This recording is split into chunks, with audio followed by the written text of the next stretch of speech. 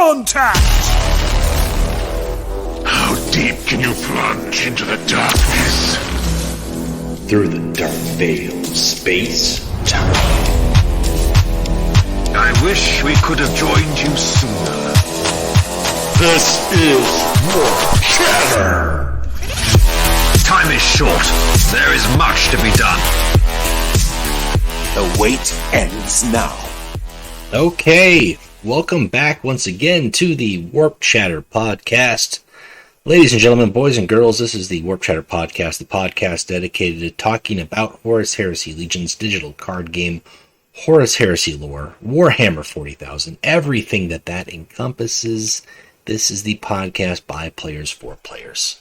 And with us today, we have both a player as well as a fellow content creator. We've got thhutch in the house. Yeah. Welcome. Nice to hear you.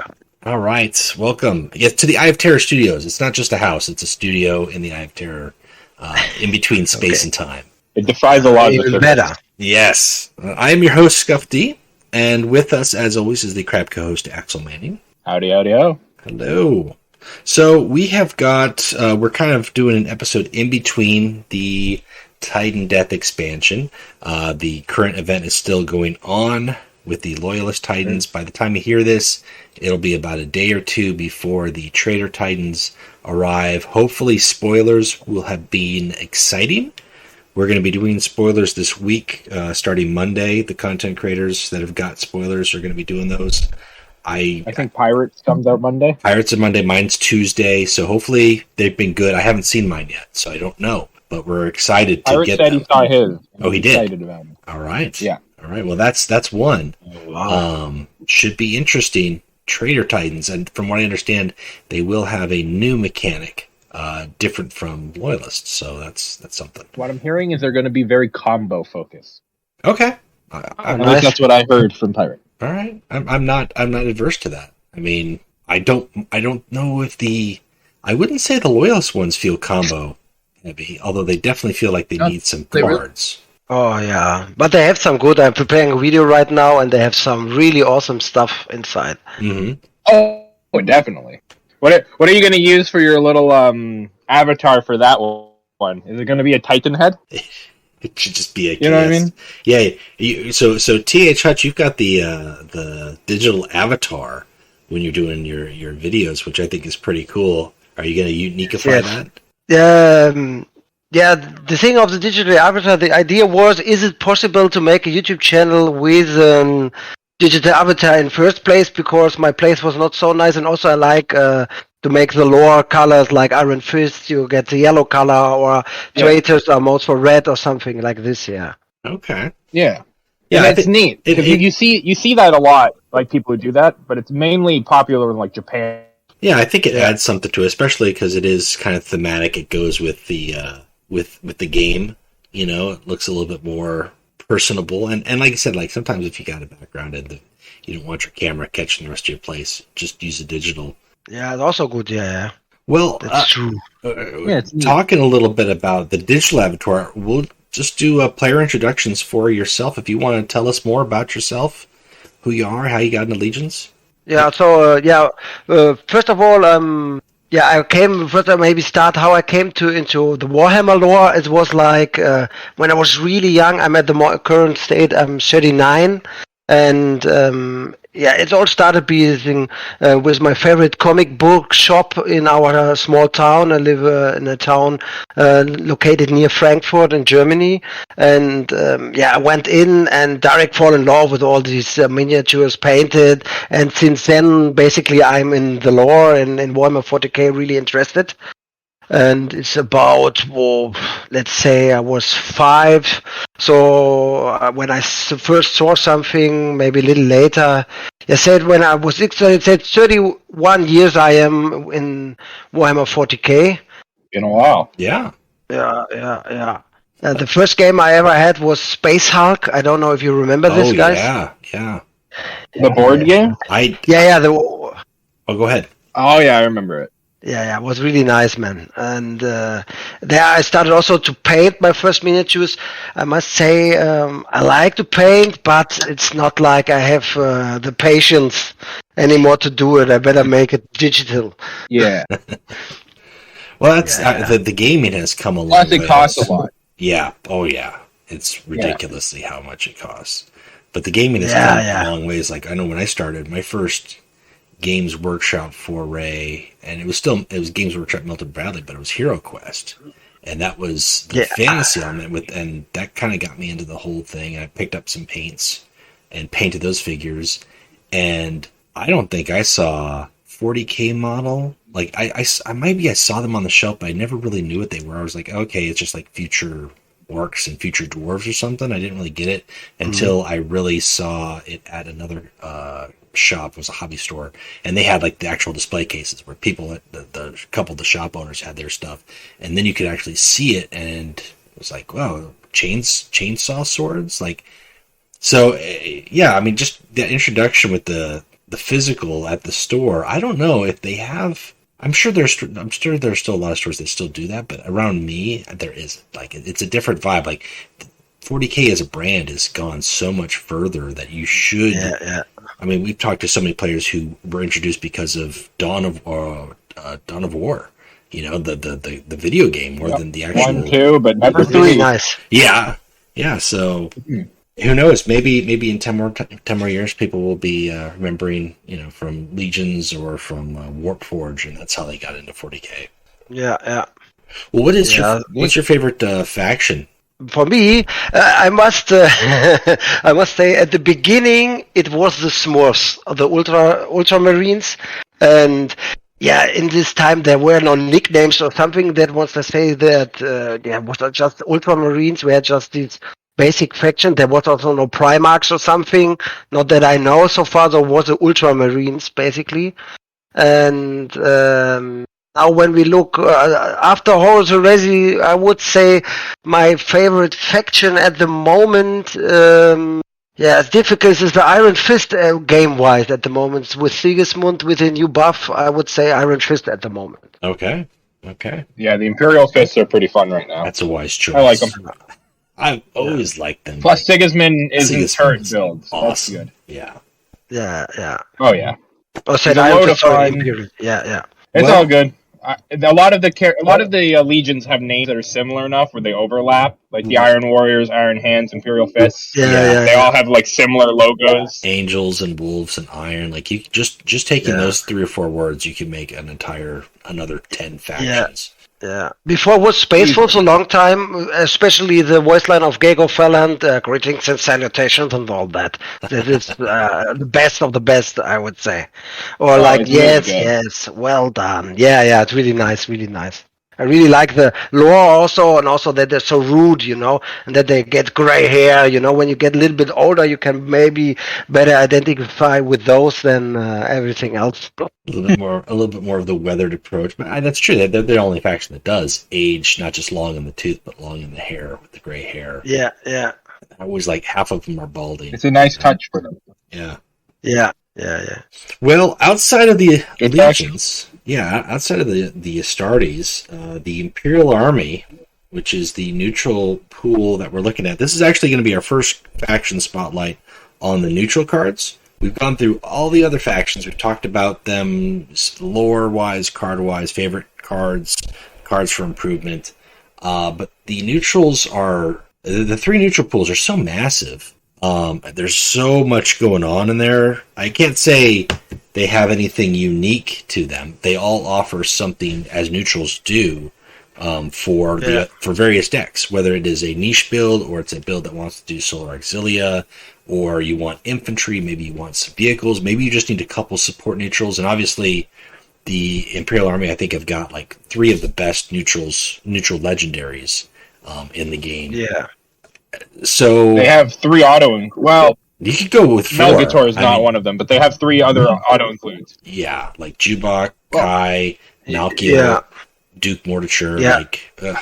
This is a must-have in every deck. Yeah. So I mean, there's so much to talk about. I don't know really where to begin. Maybe at the start, when we begin Horus Heresy, there was so less cards, and one of the best was McCorney Reaper, I would say, at the beginning of this game. Which one? The Reaper? Oh man, that would be going back a while ago. Yeah, really low. The 4, I think McCorney Reaper is the name. I have to look. Oh yes, the 4/4 that has the the 4/4 who goes back to your hand, because at the beginning of the game was much more less card war for my feeling, or the decks would really good perform with them. Or I didn't have the cards, I don't know, but it was in every of my decks at the beginning from the game. It was a reliable 4-drop too, because your opponent didn't want to deal with it on their turn, but they kind of had to. And if they let you do it, then that's 8 damage that you can throw away, or you could possibly buff if you had certain warlords that had, stat buffs, and you could get even more mileage out of that 4/4. I think McCormick Reaper is still a good card. It's held up, but not it's aged compared to some other stuff. Like if you get it down like on 3 energy with Lucretia, that's still a great play. But you gotta play Lucretia. Yeah. Oh yeah. And I put that card in every Sanguinius deck I make. That's fair. Yeah. It's free reckoning. That is I feel that reckoning even more. Well, I mean, and also when we started, as far as warlords go, there was just one. The first warlord was Ornatov, and that's it for the Imperial Army. Yeah. He still is interesting character. Yeah. Well, I was given the front line, like that was the thing I think when they started was like, if I had to say the faction had an identity, the Imperial Army faction was frontline. Like if you needed frontline troops, you went to Mechanicum or you went to Imperial Army because they had a lot of frontline. They weren't great. They weren't all great frontline, but they had some frontline bodies. And then, you had like Lernia Hydra and the Ogrins for your late game high cost troops. Goldstone Hunters was probably the biggest for the longest time when it was a 3/3 fast. No it was really... Yeah. Yeah. It was a really nice time. Really nice time when there was Seal 3/3, especially with Angron or all aggro decks. They were in every deck. Yes. Now it's not so reliable anymore, but still usable. It's still usable, and depending on what you're playing with, you can either, buff it, or you can give it, like have a cheap troop and then play it. But it's not like a guaranteed. Like this is just going to be 3+ damage whenever I need it, because that was just in every deck. And I think that's one thing with the neutrals.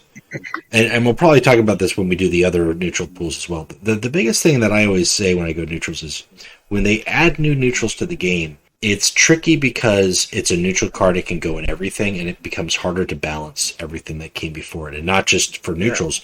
Like, just the simple inclusion of Lord Malkiel is huge for so many decks that want to ramp and ramp faster, and that can go in every deck. So then decks that were just like on the verge of becoming too powerful could gain that tool and become too powerful.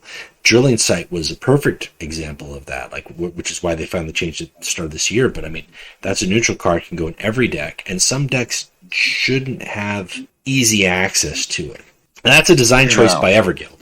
I mean, they've given us those things, but I think those legendary or those neutral cards that are just so good that they go in everything. Part of that is because what needed it needs it, and what didn't need it already now gets it in addition to what they already have.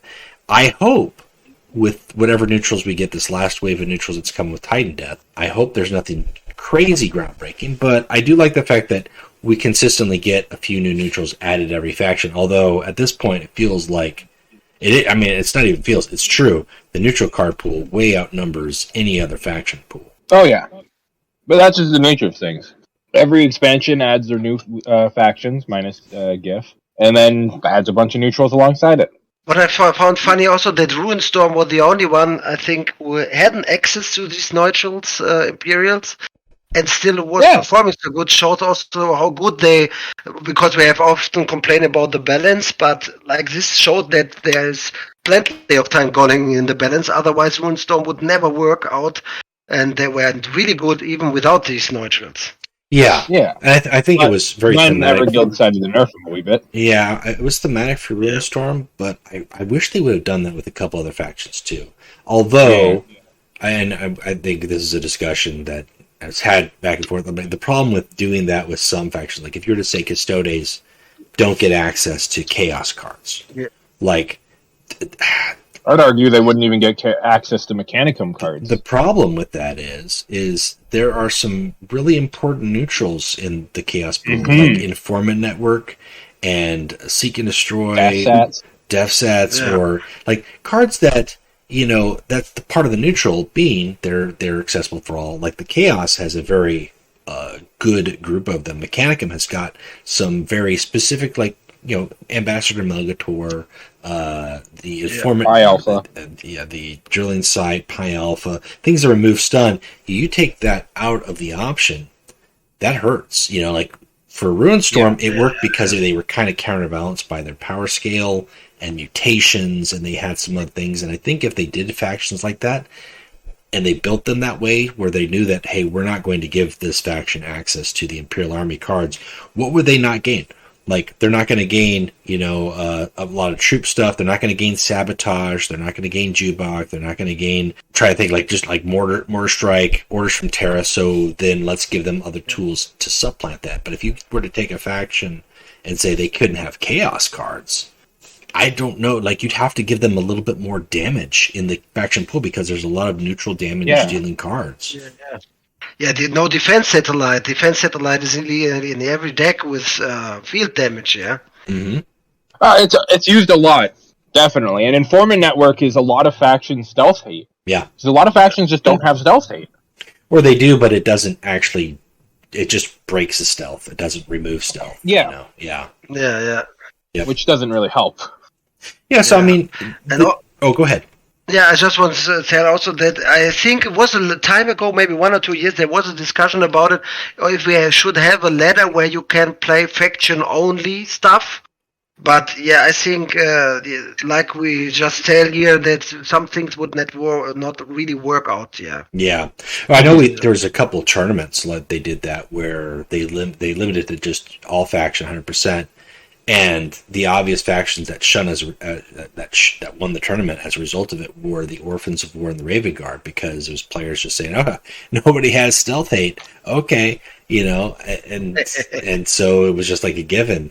And I mean, that's kind of fallen in the nature where you're gonna have players who would just take advantage of that. And if you had a faction that just is inherently handicapped, if they don't have any other way to counterbalance it, not every deck requires neutrals. I've got a lot of decks that run with like minimal neutrals, but some of those neutrals are very handy to have because of the options that they offer.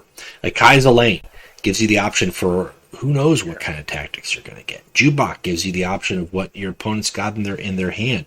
You've got other cards too that just like create random cards that they're, whether it's in the Imperial Army faction or it's in the Chaos faction or the ones. What's the one? Port Maw. Not the best card, but if you want to meme it or you want to play a deck, there's a possibility you could get multiple Manifest Destinies or Mortar Strikes or, you know, some other Imperial Army tactics. So just having those options, the longer the game goes, the more you can kind of put things together. I want to point out we almost lived in a world where Port Maw with Chaos cards. Oof. Chaos tactic. That would have been fun. That could have been fun. Yeah, this was this web gameplay, and and I remember I was so hoping for it because I was trying to making chaos only horrors, that really fast pacing playing tactics that goes down his Whisper, and that would be perfect, but didn't happen. Yeah, that would have been a good fuel for his Whisper. I think the alternative to that now is what's the one? Forbidden Library. Like, you can kind of span that a little bit to get some Chaos Tactics and then get some more Chaos Tactics. And maybe you get a Forbidden Library that gives you a Forbidden Library. But just being able to generate a Chaos Tactic every turn at 5 energy with Horus. That's one way to go about Whisper that could have been cool. And the Horus Whisper is just not something... I mean, it's there. According to Everguild, it's the most powerful Whisper ever. But it's not a deck that people ever play. For good reason. But still had the best voice lines. Yes, you're right. They're really good. Yeah, it's true to force. Well, I think Lorgar Whispers has very good voice lines too. Lorgar's all of his voice lines are really good. Like I like the fact because he's a talker and he's got a lot of interactions with other warlords. But then on top of that, his lines are just very preachy. It's really good. Yeah. Sounds sassy at all times. I love it. Do you want to witness my shame? Yes. Yes, I do. Yeah. So good. Yes.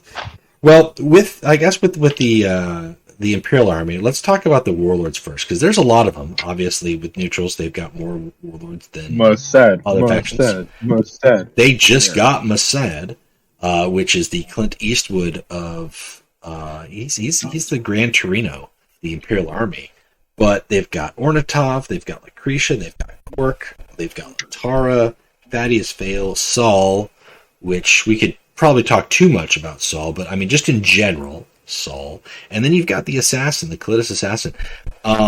Most of them all of them, I think you can't argue, all of them are very troop-focused warlords.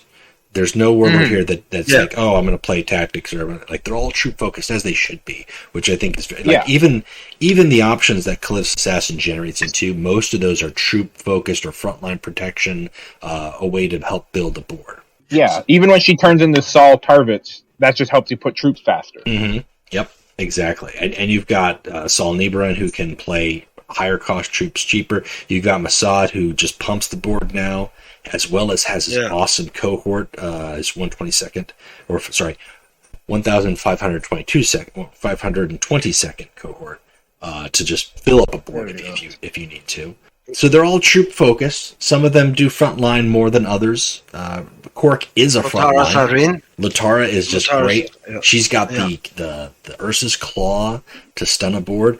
I've been running her on and off this last week just as a Titan killer. It's super easy. It's fun because then like they wipe the board. I'm like, okay, here's more troops, and I'm going to keep stunning your weapons. Like, oh, I never even thought of Lotara being a good counter to it. She's super easy, and then the best part is then they managed to like, okay, well, we loaded our weapons anyways because we killed the troop or we stunned or we throw up a front line. I'm like, okay, Ursa's Claw. Now everything's stunned. So have fun. Yeah. Nice. Yeah. So I like that actually. Vale flanks his whole board right into the Titans. Just a lot of troop warlords, and I think they all play a little different. Initially, it felt like the big theme besides troops was going to be that the Imperial Army warlords kind of offered some energy reduction. I think most of them kind of still do. Ornatov and Vale start with an extra energy. Lucretia's has her troops cost less, and then Saul can do some cost reduction too. And Quark Mossad kind of just exists. Yeah, Mossad is just a pump, but Quark lets you play troops on curve and gain free front line. Mm-hmm. So there's still and also that free element. +1. Yeah. I once he gained that +1 attack, also that was really cool. That was extra defensive. Yeah. Extremely useful too, because I don't really want to hit a 3 attack in the face every turn if I'm only a 2 attack. Yes, that's not worth it. Yep. He's also the only 35 HP they have because he's not at normal human. Yeah, because he's an Ogryn, which I think is I think that's fair. As far as it makes sense. Yeah, as far as lore accurate, I feel like the warlords do kind of capture the intent of the Imperial Army card pool, because I think the Imperial Army card pool, like I said, even though it's evolved a little bit, the focus is still very frontline infantry. Like there are vehicles, there are some tactics, but you look at what the Mechanicum is, which is mech and dendrites and vehicles. And then you look at Chaos, and that's like cultists and damage dealing tactics and demons. It's hard to say what else they could be other than infantry and then some abilities. And some of the abilities are really good. You've got Kai, who makes stuff. You've got Duke Mortimer, who can bounce stuff. You've got several troops that just deal damage for energy abilities if you're going about that way. So yeah, really nice.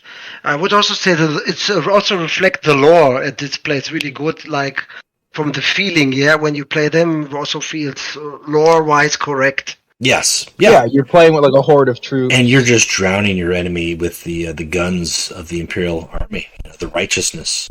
Like the fact that they've got some troops that do the firing with the las rifle section comes in and fires. You've got the wonderful little the Solar Auxilia guys, where they called the Auxiliary Primus, when you're playing a Solar Auxilia deck, and then all your Solar Auxilia ping off. You've got just like the scouts with the little sniper. Like, it feels, even though they're infantry, they feel like they are infantry. I want to say united, but in like that role where like here, the army is rolling up the hill, and they're taking position.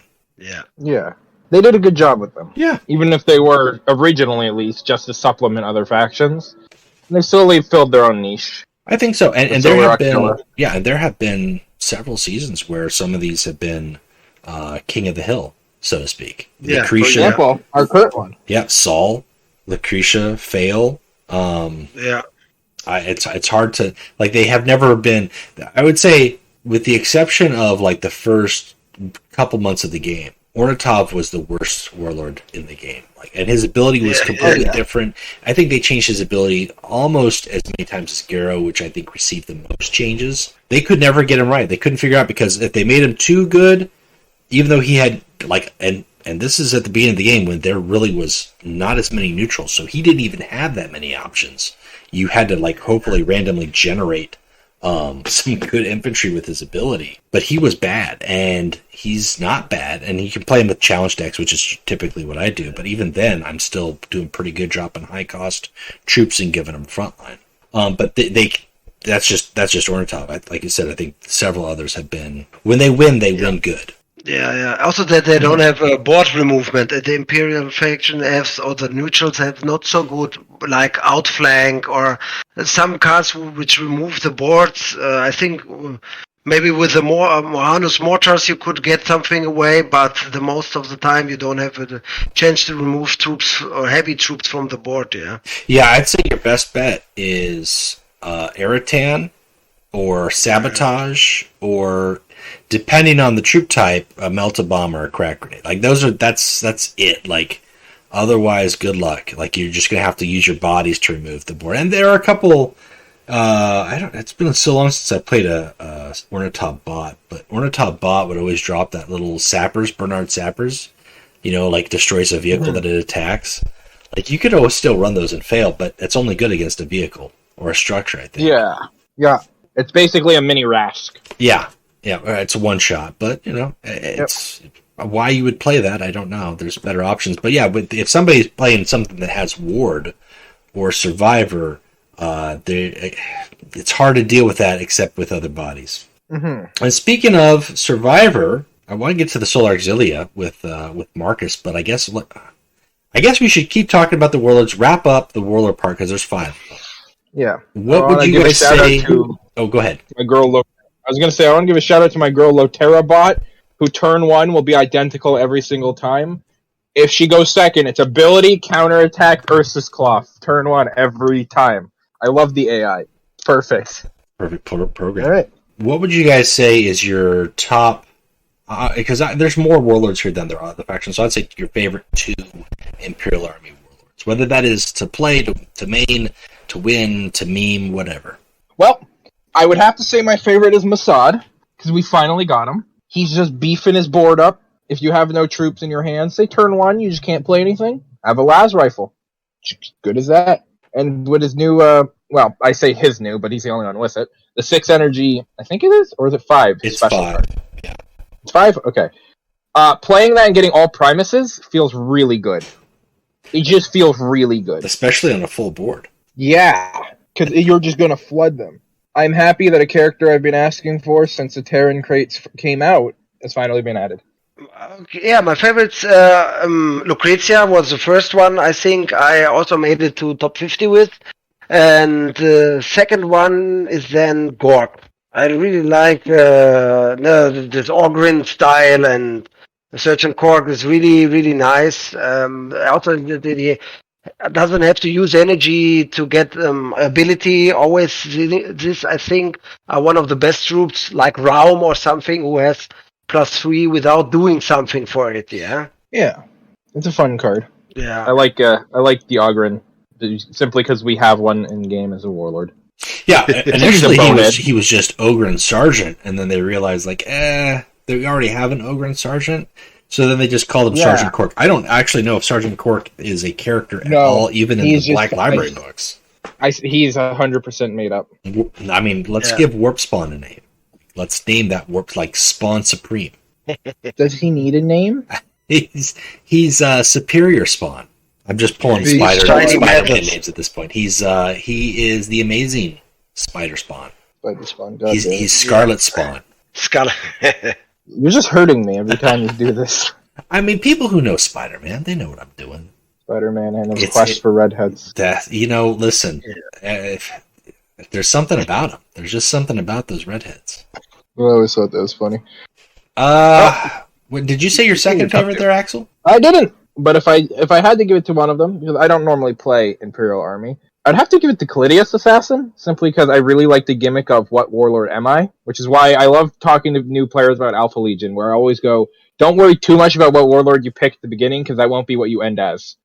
That's true. Yeah, especially if you have just one of hopping many. this one. Mm-hmm. Sometimes the true even holds when you're playing against Alpha Legion, and you happen to copy one of many. In the campaign, the AI liked to jukebox my one of many a lot, so it ended up being me fighting Reckoning Dorn, who turned into Alfarius. Was he still making?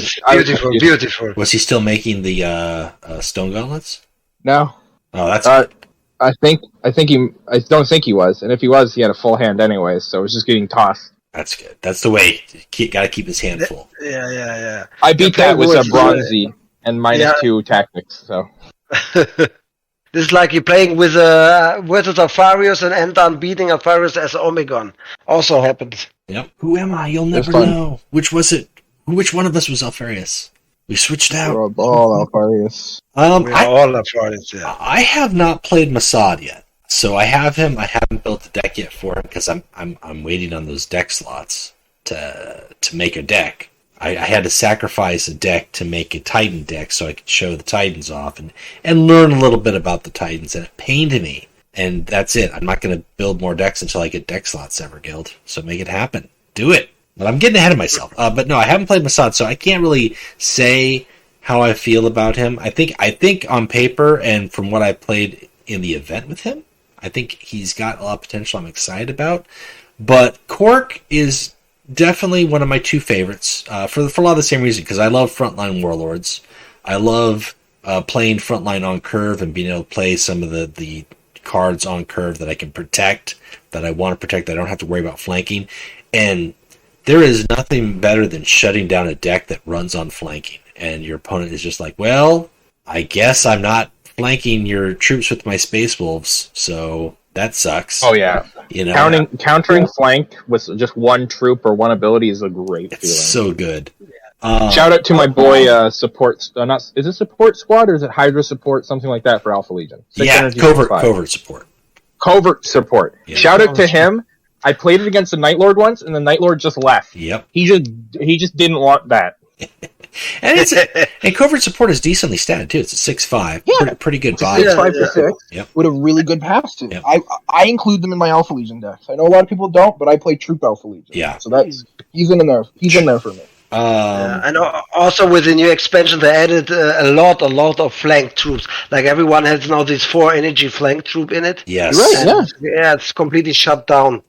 Yeah, that 4 energy turn, like everybody has the chance, not just to play in tactic now, of actually playing troop, and some of them are superior than others. I mean, the Night Lord flanking with the Terror, that's probably the best one out of the lot, but there's another one that gains Mark of Chaos with the Battle Honor, or it's Pack Heal. Yeah. So, the flank is everywhere, so if you can just stop that with the Warlord just by attacking, which is what you were going to do already, I like that. And then I would probably say it's a tie for me between Ornatov and Latara, just because I kind of gravitate towards them. Like, if I have to play challenges, there's like 2 or 3 challenges that I play Ornatov because it's a deck built that way. But I also really do enjoy hitting that moment where I'm at like 8 energy and my opponent is at 6, and then I just start dropping vehicle after vehicle after vehicle. They're like, oh, you got rid of that one? Here's another one. Oh, you got rid of that one? Here's another one. Like, how many hard removals do you have? And now they've got frontline. Like, there's that point in the game where it just becomes fun if you can get to it. And the best turn 1 play is Asteroid Belt, and then turn 2 Asteroid Belt and Abandoned Supplies, and then you're just rolling. Those are perfect games. Yeah. They're games where the other guy doesn't want to be there. Yeah. Well, by the second one, they're like, oh, really? I don't play Desolated Ground. I'd never played Desolated Ground, when Fail was running rampant with it, I just kind of avoided that because I try to play stuff that isn't the flavor of the month. But I understand the power of that, you know. Yeah. Yeah, also Sour was also really good in dropping really big vehicles at turn 4 or 5 if you do it right. But now they nerfed it a little bit, but still good, yeah. Yep. Yeah. Well, so I think, collectively across the board, we've got a diverse mix of favorite warlords, which is fine. I don't think there's any wrong choice. I would say of the weakest of them, gosh, I don't even know. I don't think... I think in any game, anything can be weak. I don't know if there is Chaos a weakness. Spawn. Well, Chaos yeah. Spawn, this is the weakest at the moment, all game-wise, I think.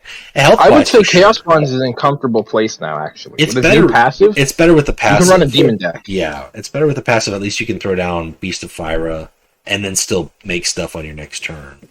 I'm not saying he's great, though, because, you know, he's still a 25, which means if you just have some damage tactics, That is two you shots. blow him out of the water. That is 2 shots with the Titan gun. I'm just saying. Oh, wow, I just thought about that. Yeah, he dies quick to it. Well, no, one of the 12 damage Titan weapon is Ordnance, so he's not a Titan weapon. No, so no, fine. it's 12 damage. Is there a 12 one? I It's- thought there was an 8 one with 4 Ordnance. No, there's 8. There's 8 that's on the legendary Titan. It's 8 and 4 to adjacent. The legendary Titan weapon is 12 damage with Ordnance 6. Wow. Oh, shoot. I forgot about that one. Yeah, I've been playing around with them just a little bit. I won't say all weekend long because I've had I do a few games and then I trade off and play non-Titan stuff. But once you get the pattern and you're like, and I shoot it and you're dead. That you should shoot it twice. Just shoot the gun twice. It's game over. It's dumb. Games should not be that way. There needs to be a little tweaking to the Titans. At least we can say there's only a little bit needed. I think if it did 10 damage, it had. I think its cost to load at 3 and fire at 3 is fair. I think if it did 10 damage, that'd be fair enough for me. Still strong. Still really strong. Still very also, strong. I have one, really strong. And I have also one deck at the moment. It's over 70% win rate.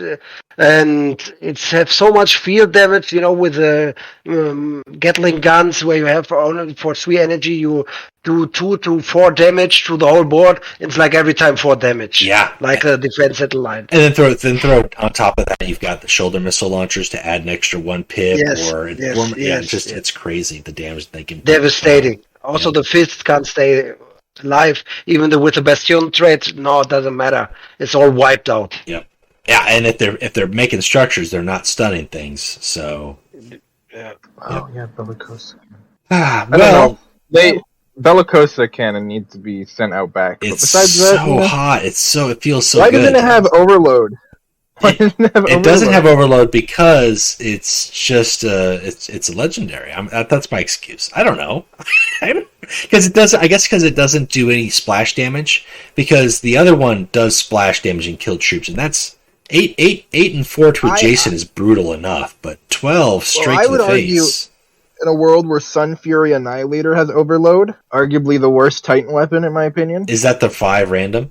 Yeah, 5 random 2 adjacent that has Overload, but Bellicosa doesn't. That is just sad. It's so good though. Don't hate on it. You sure about that? Yeah. Having played it and played against it, yes, I feel the power because I can fire it 3 times, and I can fire it 3 times on the most ideal situation by 7 energy. It takes that long, so you know you've got some chances to stun me and knock me down. Few chances. It's not gonna work. No, it won't. But we're digressing. illegal. We're talking about Titans here. We should be talking about the Imperial Army. Okay, so outside of the warlords, and there's so many. There's so many neutral cards in the pool. I can't even say like top 5 favorite or like there's some that are just obviously filler. I think even though we got the Darkening Skies, the one that gives us multiple displaced civilians, which actually was and still is kind of useful for a few decks like Lucius or Goreborn, like that. That's kind of cool. Like, you know, feeding tokens to feed up a warlord that wants to pump up with either concentrated fire or something. But there are some troops that are clearly like just kind of throwaway 1/2s. like I said, like Bernard Sappers kind of feels like super outdated. But there's a lot of good frontline, solid stuff, especially with the new Solar Auxilia things that they've added. You know, whether it is the 4.5s, which can be generated by Ornatov's Barge, and the 6.6s that are also generated by Ornatov's Barge. The trade-off is they've got the 1.3 now, but that's a pretty good trade-off. I think Ornatov's Barge is a really good card. Yeah. It is. A lot of people like to complain about the RNG aspect of it, but I want to point out this entire game is RNG, so you kind of got to live with that. I have had more games where I've gotten multiple Winter Soldiers than I've ever had games where I've gotten multiple Ogrins. I'll just say that. Yeah. Like, I mean, that's definitely feel. I've played games where I've seen multiple Ogrins. That sucks, but I feel like I've never had it tilted where I get way more Ogrins than I get Winter Soldiers. I'm always getting more Winter Soldiers than anything else. What's the highest amount of Ogrins you had till now? Mine was like 4, I think. Ooh, At nice. one turn. For Winter Soldiers or for Ogrins, though? The Ogrins. Oh, that's I good. once played it and got 4 Winter Soldiers. I am now refusing to touch it on merit alone. It feels like Ornatov's Barge is sometimes one of those things like the dice that you punish. You're like, you have failed me for the last time, and I'm not going to play with you in my decks. But with Titans out there, it's not a bad option to throw out. That's like a good 5 to 6 troops with frontline, and the possibility of getting something that has got 5 or 6 health has increased. It's kind of worth it. On the downside, you could lock yourself with a bunch of barricades, or what? Not barricades, bunkers, right? The 1.5s. That would suck. Yeah. There's worse scenarios you could be shafted with. Yeah. So you gotta live with that. But yeah, I mean, like they've got. We talked about the legendaries. They've got Malkiel, they've got Jubok, they've got Duke. They've got. I think as far as tactics go, I think a couple of their most versatile tactics are Sabotage and Argus Lighter. Best tactics. Yeah. Abundant Supplies was in every deck a long time. Yes. Yeah, and also Ricochet is now also in the most Raven guys tactics. Yeah, Raven. That's a good one to just kind of ping out the Warlord and hit a surviving troop. I use it in my Mandragorax deck, but Ricochet's always been good. Like Tissue Divinatus used to be always included with, which I'm never a fan of letting my opponent draw cards, and I understood like some decks like Alpha Legion would use it to kind of fill up your hand for harrowing. But beyond that, I was like, why are you playing this? Like, just play Argus Lighter, draw a card. Like, if you have to draw 2 cards, then play something else, because you don't want your opponent to draw a card. Because 9 times out of 10, you're going to give them something that they didn't have in addition, because you're giving them that draw, and then they have their draw on their turn. It just doesn't work out. Yeah. And also often seen now is Alex Nebula in the current decks. Oh, yeah. Yeah. Also, really often. Yeah. Alaxis Nebula, you know what? If you don't like my my awesome Titan weapon, Axel, just start warding your stuff for a turn. Yeah, I'm going to pray that Alexa Nebula can activate for every turn. That's the solution. You know how you get an Alaxis Nebula every turn? Play Space Wolves. Play Port Maw. Maybe that. That's it. That's the fuel. No, I think we disagree. No, I think that's we the disagree. strategy. First off, ignore everything that the Titans are doing for 7 turns. And then get a Port Maw, and then, maybe once every 8 turns you'll get an Alaxis Nebula. And you'll be in the clear. Easy going. Yeah. No, it's not easy. Don't agree with him. Really don't easy fuel going. him. I hate this idea. This is awful. It's interesting because as far as tactics go, I think they've got like 3 damage dealing tactics. They've got like the Mortar Strike, they've got Crack Grenade, Melta Bomb. No, they've got Orbital Bombardment, I guess. Okay, so they've got one little bit. I like the fact when they added Orbital Bombardment that is, it's a high cost card, but it's a finisher for some factions that don't really have finisher tactics, especially if you can get your opponent to just be a single unit on the board. Yeah. It is really not a good idea, and I don't recommend it, but I use it in my Vulcan deck. Interesting. Yeah, I use it with simply for Suns. Yudrikal. I've used it in Thousand Suns. I've used it with, especially when like people were running like mono Kurs and mono Korax, because like, okay, stealth away. Here's 10 damage. Like it just, I think Constantine Valdor had mentioned he had a Shapura deck that was able to, do 2 of those if you play a Benediction before that, and then that's 20 damage to a mono Warlord. Oh yeah, that's true. It's a lot of damage. That's a lot of I didn't damage. even think of that. Yeah. It's a lot of damage. So I mean, Actually, really good idea. it's not a bad card. Plus, it does spread out. It can kind of get past Survivor with the 2 and the 2 and the 2. But That's the true. more units that are on the board, the more watered down it gets, and then it kind of feels like a Hail Mary. But yeah, I mean, I don't know. There's I feel like the more of the niche cards are in the Chaos or the Mechanicum side of things. Yeah. I do think Orbital Base is probably the most niche of the Imperial Army card pool. And that's only ever been good for like 2 decks. Ever, of all agreed. time. It's definitely not a card you'll use often, but if you do use it, it can do a lot. Yeah, if you've got Pale Spear with Alpha Legion, it's great. And if you are an Agents of the Sigilate and you're looking to cycle to drop for a seal, it's very helpful. Outside of that, it doesn't do a whole lot for you. So it's like, I like the fact that it's a card that exists, but it definitely is one of those cards where, like, man, if that was generated for you by Portmaw, you would be sad. Wasn't there a combination also with the Offensive War where you can use this? I don't remember exactly which warlord it was. I don't know whether Like, you're drawing back your cards and cycling and drawing them up again. I don't know. Yeah, there was the Sleeper Operative. With Har, Endred Har. You're correct. Yeah, and they Yes. could Yes, do yes. a lot of damage. Yes, yeah, use Sleeper Operative That and was then a fun cycle build. your hand and then ping yourself and then have a ridiculous Yeah. amount of attack. Yeah. Yep. But really situative. I tried it. Didn't happen often that it turns out good in your favor. No, I've seen people play it a couple times, and I think one guy came pretty close to winning, but he was like 2 health shy because I had like a survivor or something like that, and he couldn't follow it up. Because the idea is, ideally you do that twice, and then you have an Orders from Terra that you draw into your hand if you're lucky, and then you can act a second time too. Yeah. But if you don't, it is such a hit or miss. Like it's the chances of hitting It is a Hail Mary. it is super Hail Mary. It's an interesting deck for those who want to try it. But outside of that, I wouldn't try it. Yeah, you just get slapped and just standing there and hoping for the best. Yeah. Right. I'm looking for a 10, like, okay, now what I need to do is get the Sleeper Operative to live. And then once they see Sleeper Operative on the table, they know what you're doing. So they'll either have you dead by then, or they'll just kill your Sleeper Operative, and then you'll be a sad player. It's a big problem. But, Well, it's so big. The card pool is so big. Would 5 cards, let's say your top 5. Tactics and troops, it doesn't matter. Tactics and troops, top 5 Imperial Army cards. I can't include the auto-include legendaries. So, I just refuse to include legendaries, so we're going to quickly erase Jubak, Kai, Lord Malkiel, which really narrows it down to, there's a lot of good Solar Auxiliary. I really like Solar Auxiliary. Kashiro, he's always good, and I really actually have to think about this. Mortar Strike, I'm giving it right to Mortar Strike. 5 damage, even if the random is nice. Going right in the first place. Not including legendaries. It's actually hard. I need to pull up a complete list of someone else. Hutch, do you have your top 5 ready? Because I actually got to think. Yeah, you may have to spend some time thinking about it.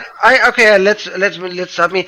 The first I would say at the moment is Nisris. I never know how to spell these guys. Nisris Scouts. Nisris The little stealth one. Yeah. This one, I love Fabius Bile. Also at the beginning of the game, they were so reliable. Also with Lehman Ruth, they're really good for the pack. Mm-hmm. I love these ones. I would say definitely this is one of the most favorite at the moment for me. Lord Mackay, of course. And Fierce Onslaught lately. For the Night Lords, if you have a good full board, also versus Titan weapons, it's really useful. If you can destroy one, you can destroy the next, and so on. Yeah. Then, K Zulane is always a good one, especially when you play Emperor's Children or something. I'm at 3 count, let me get 2 more. Yep. Yeah. Ubek, MVP, most valuable player of all the decks. He often draws a legendary of the enemy who hits him, or the worst. This is like a curse or something. I don't know how they did this, but every time gets the best legendary of the opponent's deck. He used to be a 3/5 when the game started. Yeah. And then you make him 2/4, I think. They and made him a then 2/4, and then they 2/3, and I think 2/3 is fair. He's usually Completely fair. only going to live one turn, but the one turn that he lives, yeah, he's like 9 times out of 10, it's going to give you something super juicy. Yeah.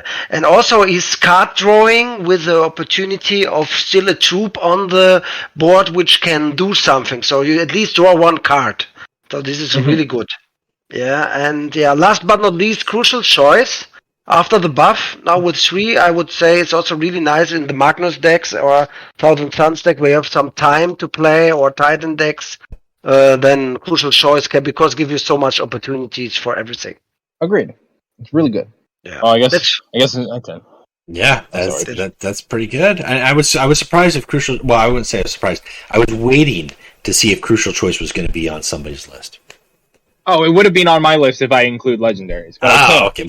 But crucial choice is just too you're good. just wiping out all legendaries. Then you're saying no legendaries. I wiped out all legendaries. Okay, Because I don't think I dislike any legendaries of their faction except like Greatest Duty and maybe Shipmaster because he costs too much. Shipmaster's a little bit high, but you're gonna do your favorite 5 non-legendaries. Without legendaries. Okay. And this is going to be easy because now that I actually got a full sight of them. Arvis Lighter, 1. It's a Swiss Army knife, and you would hurt yourself to not include it in the deck. It's your heal, it's your energy restore, it's your draw. Pick what you want from it. It'll do it. Then I got to give it to Fierce Onslaught because I play Word Bearers, and I love flanking a Dark Martyr, or rather giving him terror and just wiping a board, or even a Dark Brethren, so he gets stronger every time he does it. That's just too nice to pass out. Pass away. Darkening Skies, I want to put up there, but displaced civilians are no longer as niche as they are. So I got to give my third slot to... Yeah, I'm going to give it to Mortar Strike, because that 5 random damage is just too good to pass up. Then, I don't know. I'm kind of torn here. I want to give it to Helios Mortar Carrier, because we see that vehicle in every neutral deck, right? Yeah. That is just 3 random damage. Yeah, it blows something up. It's a 2/6 with Masad. Best part about Masad, it doesn't specify infantry. It's vehicle. He buffs everything. Yeah, it used to be a 3/8. Oh yeah, and then it wasn't it. Then they put it to a 2/7. Then it was a 2/7 and then 2/6, which single Vorax can take it out now, which is fine. But yeah, I mean, it is still, I would say, one of the best legendaries in the game, especially for a common. It's a common. Yeah. Yeah. Oh yeah, or I think it's a rare. No, you're right. It's common. I'm thinking of a different troop. And then I got to give it to. I'm kind of tied between Lernia Hydra and my boy Defense Force, but I'm gonna have to give it to the Hydra. All It's a 9/8 for 8, already overstatted. Then its rally is gonna make it so most factions can't hard remove it on curve. Yep. Most factions are stuck with that 7 energy hard removal. They can't spend that at 8 energy, or they can't spend 9 energy at 8 unless they pop the drilling sites just to destroy it. Yeah. That's great. And it's super fun with Ornatov to play it down, and then you've got a front line. The next turn that's a 9. Just a solid vehicle. Although I find it interesting that it's a Hydra and not like any other big tanks. But I won't complain. I understand. I guess maybe the thought of it. It's like shooting down some aircraft. Yeah, because the idea is tactics. A lot of tactics are air based in this game. Yeah. I think that's the argument behind them. Yeah. It's nice. Also, it's really nice. Also, you can put it down with it. Turn 5 with Saul. Yes. Then turn 5, you have lots of remove cards like Outflank or the new Titan removement would stun the below enemies, and this is really nice. Yeah, it would be shut down the most decks. Yep, and then you've got a large 9 attack body to work with that your opponent has to worry on top of whatever else you're playing the next turn with Saul Tarvitz. Yeah. There's a lot going on there, which is good. A faction should have a lot going on. You should be able to go, I like... Well, is that your 5? Yeah, I think that's all 5. If I'm missing one, I'll give it to Stormhammer. But I think that's 5. Okay, all right. Well, my 5... Stormhammer is just a strong body. I'm going to be all-encompassing here, but these are more ones that I tend to gravitate towards in decks when I'm like, I need an extra card. I'm looking for something, or I'm looking to fill a void. But they all have a role. And I think Kaiser Lane, Sabotage, Helios Mortar Carrier for sure. Those are my top 3. So good. Yeah. I try not to play Crucial Choice anymore, but I can't deny it's just a really good legendary. It's often going to give you a finisher. There's been plenty of games where it's obviously I lost this because they played Crucial Choice. That's the only reason I lost this game. So I can't deny the power that if that's in the shop, people should pick up Crucial Choice. That's 3, right? So if I had to pick two others that I enjoy playing or that are my favorites, no, four, because I mentioned Helios Mortar Carrier. My fifth one, that's a tough call because there are so many that are like neck and neck. They all have a purpose, whether it is Merit's Mercs with like, the Mechadendrites, or Duke Mortimer for early suppression, or Ornatov's Barge. I'm going to have to go... Force. Yeah, Defense Force. You forget it completely. Yeah, really good card also. It's so good in some decks that they can't get rid of it. Gosh, I don't know. For me, I'm going to have to say top four. Top five I can't do. I don't know if I could do a top five. There's so many that would be perfect for that fifth slot. I know my fifth slot was pretty hard because I had to put Stormhammer, Lernia, or Defense Force in there. I didn't know which one I wanted. Yeah, and they all, in some decks they do better than they would in other decks. Like Defense Force is great in decks that can bring it out early, and continue to put out troops. But it's also, and I want to say, just because these are my top five, don't mean I don't love the other cards. Like Defiant Stand fits in infantry decks. Like hell, with my Mossad, I even run that it's the one with a rally that puts in play a 2/1 alongside it. Yeah, the Calth. Callus Infantry. Yep. Yeah, those are pretty good with Mossad, because if you drop it on 5 energy and use your ability the same turn, you now have a 3/2 and a 3/3. Yeah, or Smirnov's Warriors is a 3 energy 4/4 that's going to never die if you've got like Lucretia. You can just play it on 3 energy, and as long as they've got troops, you've got 4/4s out there. Neora Sukasan is a perfect tactic. She's probably the best. I can't say best tactic. I think there's. Edict. I'm not going to mention Edict. She's 10 times stronger than Shield Gen. She's way better. Sure. I also like Ravage City. Like there's just so much. And this is just the Imperial Army cards. But I mean, these are the cards that you should be looking for to play, or that you've seen played against you, and they are helpful because either A, they provide distractions, front lines, they affect the board state with increasing the cost of tactics. They provide options in terms of additional cards via Jubok or Crucial Choice or Kaiserlane. And that is something that every deck can benefit, which I think is what makes these such good neutrals, right? Because there are some, like we mentioned, they're very niche. They're like, good for like 1 or 2 decks, but not everything else. But these ones here are the best of the best recommendations, because they go with so many more, as they should. As neutrals, they should fill that void and be available to a variety of decks, not just like Orbital Base. Why isn't Orbital Base just an Alpha Legion card? Because the Alpha Legion card pool was kind of set at the time, but realistically, it's a card that was designed for them. There's no other faction at the time when that card came out that this was going to be useful for.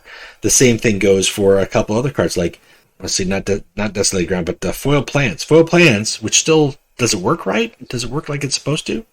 I don't know, because I hear that it does, and then I hear that it doesn't, and I hear that it does. Yeah, so I mean, that's a card where it's like, I felt like it was put in there, but it could have been actually a faction card. Maybe Jewels of Ultramar is one card, maybe it's more... Jewels of Ultramar and Emperor's Wrath, like, granted that there's a lot of Space Marines decks that could do the drop potty thing, but it feels like having a neutral card in the Imperial Army that is specifically for Astartes and reducing the cost of Astartes, that feels weird. What I want to say about neutral cards also, what just came to my mind, is that one tactic we didn't talk about because it's not any famous anymore, but was at the beginning of the game the tactic everyone had in this deck, otherwise he would lose to Hordes, is Manifest Destiny. Yes. Yeah, I was one of my ones where it's like, is it good for top 5? Because if I'm looking for some extra health with certain warlords that are going to be attacking or need that extra health, having that 5 survivor, like when that card came out, you're like, oh, Karn with survivor? Oh, Angron with survivor? Like, just it was like, oh man, like why wouldn't you have that in most any deck? That especially decks that are pushing the attack and like, by 5 energy, that's 5 extra health. That's a protection against some sort of, whether it's, Vengeful Spirit, Pride of the Emperor, or just an extra attack to be able to attack. It's still a good card. It's not as, I don't want to say as good. I guess it's not as like the go-to choice, right? Yeah. But it's almost gone now. When we see you game-wise, I don't see it often, and I don't have it even included in my decks myself. I think I think that 5 it energy fills a niche play where you- is like you have to have a deck that is in a position where like you're going to give up that 5, or you don't even play it at 5 energy. In my opinion, but Manifest Destiny, I think the best play is to play it like later on, like at 8 or 9 energy when you can play it in something else, because that late game when your opponent is like counting down lethal and they're like, okay, I can play this card and I've got you. But then you throw a curveball their way, like not only do I have 5 extra health, but I have Survivor 5. They have to recalibrate everything based off of whatever options they've got left. But if early on you play that 5 energy, they've got the entire rest of the game to figure out how they're going to work around it. So I feel like that's a card that is still good, but you don't want to play it early on. Yeah, that's true. Yeah, Yeah, a little bit shocking. Mm-hmm. Yeah. It's especially because you don't want to lose the 5 energy turn. I feel like the 5 energy turn is really important. Yeah. Yeah. A lot of Especially cards that would heavy, be good. And especially a lot of like cards that would be good have the attachment of they cost 5 energy. Mm-hmm. Yeah. Like what is the cultist producing one? Brand of something? Oh, Brand of right. name? The The 4. Yeah. We're all aware of what I'm talking about. You play that on curve, there's a good chance you just lost the game from that. The 8 And volt it path, sucks, or 8 but volt brand. Well, Mantle of 8 volt Ultramar path, is one yeah. too, where like when that card came out, it was really good. The Ultramarines got strong because the Mantle of Ultramar was a good patch, but the game pace has changed where like, play Mantle of Ultramar on curve. What are you like? Why'd you give that up? Yeah. I put Mantle of Ultramar back in my decks though because it is really useful against Titan games. When I've got cheap troops on the board, and now my cheap troops can get stronger so they can survive whatever I need them to survive. And I'm going to be playing the long game. It's not a card I will play every game on curve. I certainly won't. But in those games especially, it's like, boom, here we go. Man of Ultramar, I've already got 2 strategies on the board. They're 3/3s or they're 2/2s or 3/4s, whatever. But now the value begins, and I'm also studying your stuff, and my stuff is getting stronger. So then I'm in a position to end the game faster if I need to. Really But you can't. But that's a little bit more like troop inclusion versus like you're just playing a tactic that's making troops, or you're playing Manifest Destiny, which is just giving you health. Like you got to play that a little bit smarter. Yeah. I like how they buff some of the less included cards lately. It's nice. Yeah. For example, when the Thousand Suns got their rework, what got buffed? Their worst legendary, one of the worst legendaries in existence. Horned Raiment. What? Oh man, it's his armor. Yeah, Horned Raiment. Yeah. I was gonna call it Crimson something, just because it fits the theme of everything being called fucking Crimson. Which is amazing that they got colored blue at the end of the Heresy. Horned Raiment went from useless to arguably an auto-include in most of their decks. It's a good card. Add Psyker and give me shield at the right time. Like with an act. Yeah, because I think that was the biggest thing with the way it was played in 7 energy was like it didn't do anything for you on your turn, and now it does. That's true. Yeah, with a retribution and get your shield can be really helpful. I had some games I lost, especially in events due to this shield. I couldn't remove it, and then it's annoying. Yeah. Yep. Well, with the Imperial Army neutrals, is there anything we haven't covered? Anything you guys want to talk about? Favorite cards, favorite strategies? Duke Mortecha, I think we really covered everything. The Duke. With Duke, I didn't think we'd talk about the Duke. And we have always to talk about the Duke. The Duke is good. The Duke is the best of the best 5 energy and the 7 health. If you cannot remove him with an ambassador, he will control even the board. I think he's really underrated for what he does. Definitely, and especially if you can find a way to boost his ability so you can't be bounced by the by Ambassador Mugator, it's even better. Yeah. If it said that he's not Solar Axia, would be nice, but they have his own 6 energy legendary, the Marcus Valerius. He was nerfed, I think. Yeah, because he wasn't given Survivor to himself anymore, which I think is fair. Yeah. 6/6 is still high. Definitely fair. Mm-hmm. Yeah, I'm looking forward to playing him a little bit more with Mossad and doing more Solar Auxilia and just extra juice with the Solar Auxilia. Mossad being board wide is so huge. Yeah.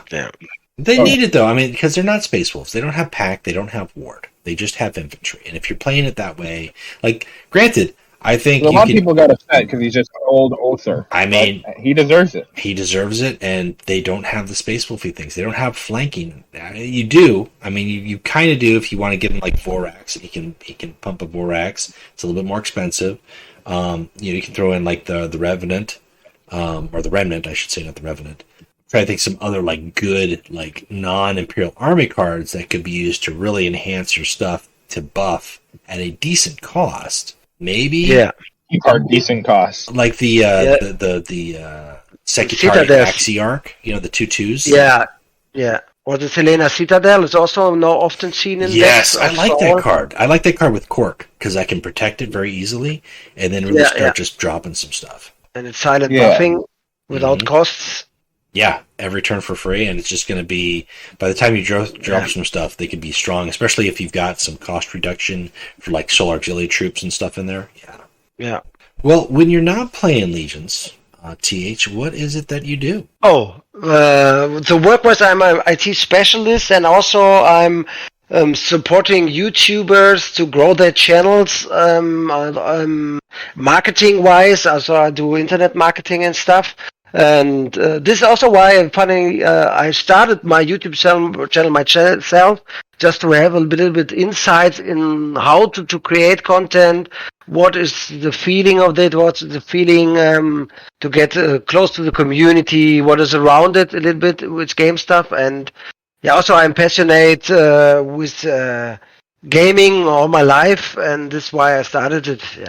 Okay. And funny thing, it means also in my real life thingy, I'm kind of connected to all the social media, YouTube stuff, gaming stuff, and since it's my job, IT is my job. Well, that's pretty cool. I mean, especially if you got doing what you love, right? Yeah, exactly. That's awesome. Yeah. What with all the new Skulls video game announcements coming out, are there anything that you're excited about most? The new things, what I'm really excited about, it really says Warforged at the moment. This is not because advertisement, because really I feel like I want to have Warhammer 40k in my handy, because Horus Heresy was really good, but the missing of some Xenos is also, I had this other card game, Warhammer 40k battle cards, but this was not so my type, and I really like this kind of game style we have at the current moment. But really looking forward for that, I must say. Yeah, I think I would be. I think Warforged has a lot of potential. If Warforged was worse than combat cards, from what I understand, from what I've heard from everybody who played, it would be a lot. They play combat cards and like, it's not really that great. Like they play it for like a couple months, and they stop playing because it's not really the same. Yeah. And I think Horus Heresy Legions really offers a card game experience, and I definitely think we're going to get the that experience with Warforged. To what degree? I hope, like I said before, I hope they build on what we've gotten, and I hope we don't just get a carbon copy. I hope we get an enhanced version plus some additional things right out the gate. But like you said, like the Xenos, just having orcs and Necrons, and Tyranids and Eldar, and so many people, like, that's 40k to them. That's what they play. That's what they want to see. Space Marines are cool, but that's not their main thing. Legions is like 90% Space Marines. No Xenos, period. Like, that's just not an option. So to give those players that option, you see their corpses on cards. Yeah, that's it. Like, I think we'll get a lot of people who are going to be happy to play Warforged, and get a lot of new players too who haven't played Heresy because either they never heard of it because it's not 40k, or because it just didn't have their Xenos, so they just like, I'm not going to play it. Yeah, also, I must say the more popular brand, the 40k universe, and also much more possibilities to turn out creative and card stuff. Yeah? Definitely. Yep. Yeah, just thinking what they could do with Necrons or Tyranids. Eldar. Eldar going to have the Psyker? Are we going to get Psyker with them? Or are they going to have something different? Like with the whole Craft World concept. I don't know. That could be really cool. Like Craft World, could be a mix of the Dark Angel's wings, but then also give them some Psyker stuff. I don't know. Just thinking, take what we have now and make it more, or mix it up. Like if the Tyranids were perfection plus word bearers. And don't mean like mutation wise. I mean like spawn and token wise.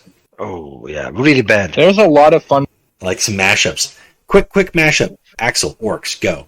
orcs. Ooh, if I gotta, we gotta give them Bastion because we've already seen that's what they're gonna have. Something like armor, and they gotta have a horde mechanic. So I'm thinking pack. So I'm thinking maybe a mix of Imperial fists and a bit of space. Ooh, okay. And that's what they're like. They wear these heavy armor made of random shit they found. Maybe some battle honor in there too. They're gonna steal from corpses, and then obviously pack or something like it because there's a big group of them. Okay. They're always wawing. Some daka. Yeah. Yeah, of course. You need some good Daka. Oh, that'd be so good. Like, and then instead of getting the woo for the pack, we just get whoa.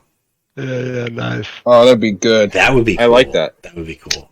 Necrons? I don't know. Like, I don't feel like Survivor is what they should. Although I think Survivor and hang on, I gotta think about this. Necrons. Survivor and Salamanders and I think they're gonna work kind of like the Iron Hands, where they're slower. Building up, you think Salamanders and Iron Hands? Like, do if I had to exist, mix the they'll have two? survivability. Yeah, Well, that's what I'm thinking because that's what what Necrons are. I'm gonna They're say they're slow until they're too strong. I'm gonna say Salamanders and Raven Guard though, because they're like awakening. You don't see them; they're in the crypts, they're in the shadows. Yeah. You're right. Maybe also revive or something, like a dead card can come back. Yes, yeah, from the graveyard, like a very like you have a warlord who is just Father Decay. That's just what he does. Yeah. Oh, it's fun to Well, that speculate. would make sense because they are known to. Yeah, just like a resurrection. Boom, resurrection orb. Here we go. Here's 2 troops that you killed last turn. Yeah. I don't know. Like, we've got 6+ months before we see anything from it. So I mean, the speculations will continue, especially if we see teasers and whatnot drop. But yeah, it definitely. I think that was probably one of the bigger things from Skulls, at least for our community, our game community. There was a lot of other fun stuff. Like, obviously, I'm still looking forward to Space Marine 2 and whatnot. But yeah, I just wanted to see what you thought, especially with all the gaming. You never know. I mean, everybody's got a favorite product that they'd like to gravitate towards. Yeah. Well, for example, I love my Chaos Boy. That's okay. We forgive you. We're in the Eye of Terror Studios. You're amongst us here. Wow. Yeah. And also, we're going to see some Chaos Warlords as well, Airman. We're going to see Lucius in this game. We will have some familiar faces. Yeah. And maybe some familiar mechanics. Some Chaos Armament. Like, so he won't... Yeah. Let's get away from the precog. Let's actually just have him, like... He's actually just going to be release Magnus. Like, day 1 Magnus. That's what he's going to be. It's such a shame that because of when it's going to take place, because there's no way they're not going to do it in modern 40k with Primaris and stuff. We're going to lose cool characters like Talos is great. Yeah, because it's been shown we're going to have Primaris. Like, those characters are going to be there. Like, yeah, or Abaddon. We can have Sigismund. No, we can have Garrow or not. No, I mean we could get somebody who's a copy, but not the same. Not the same. Yeah. Well, there's plenty of Black Templar swords. Oh yeah, if there's a Black Templar, I'm all for it, dude. I'm a Black Templar. Yeah. I will crusade. I will crusade so hard. Time to purge the heresy. That's right. Yeah. That is nice stuff we're coming forward. I'm really looking forward. Well, is there anything you'd like to plug while you're here, TH? Plug for what? Promo, announce, plug. Announce. Yeah, I must say, maybe at the current moment, I wasn't making a video for 4 weeks because I was working at the Titan stuff, and I feel a little bit overwhelmed at the moment about the new combos. I think we didn't had any time released so much new stuff to this game ever before in such a short time period. This why it's a little bit difficult to make him, because when I make content, I want to make quality content like decks that win a couple of times in a row, because what I want with the deck is showing that just loses or win one time, yeah? Mm-hmm. And I think at the moment it's a time where it's really difficult to say this is the best combo, and I still think we didn't figure out all the new combos that are there. And this is why it's a little bit difficult at the moment to make content, but I'm working on Titans. Like everyone. All right. Yeah, I've done some Titan killing stuff. I've done some Titan stuff. I don't have all the Titan cards yet, so I don't know if I feel like making a Titan video. without being like, okay, this is how like this one that's card works. Yeah. Horrific thumbnail of your face of the Titan head. I just saw that and I was like, oh god, what's Dustin doing? I was hoping to find the pieces from Parrot Downloads to actually just like build myself as a Titan with the arms and the shoulders, but he didn't have those assets like available. He had parts of them, but not the full thing. Because I was actually going to give myself like my own custom Titan body, and it would be like this weird amalgamation. I would be like Gazgul Mathraka, but Scuffy Mathraka, and it would be awesome. I'd be in a Titan body. You've always wanted. Yes, I'm one machine guy. That's Yeah, always want what I always wanted to be. argumented. Never Titan did. weapon. This is what I always wanted to be, was a Titan. I didn't know it until I was. Now, how about you, Axel? Do you have anything to plug? No one is ready to become a Titan. You know, I'm going to do my usual. I'm going to plug my boy Dorn, Drew Lee Clark on Instagram. He does commissions. He does art. Beautiful stuff. Yeah, that's about it. I got my slug. I got my Mossad. I don't know. I don't have to harass people to make sure he's in the game anymore. And Chaos Titans are coming in by the time you hear this tomorrow. So, yeah. I'm a happy crab. All right. Well, yeah, I am looking forward to playing Chaos Titans. I'm hoping that this next event doesn't feel as sloggy. I'm hoping that if we're getting non-Titans to play, that they're not Alpha Legion. That's a hard. Also, game. can we shout out for putting Ingo Peck as Who one of them? came up with Yo, that? Warlords cannot work. It is just such the worst choice ever. Like, oh my god! Like, I love Peck. We heard your guys' please have Ingo Peck. But that's just not a decision that makes sense at all. Yeah, when we comes to the place where we can do some shoutouts, I would also shout out something.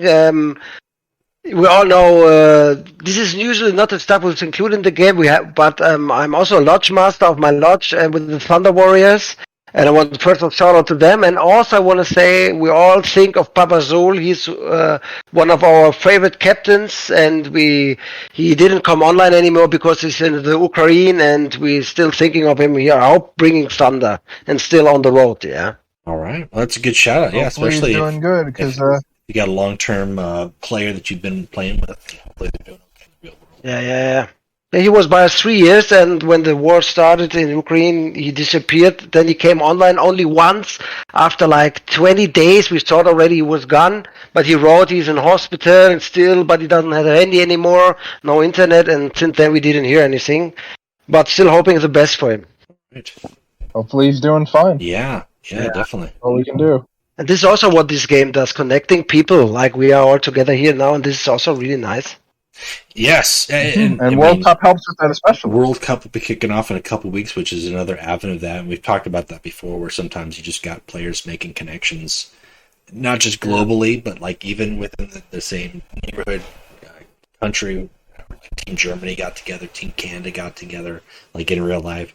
And it just is a cool element, I think, that it's nice to have.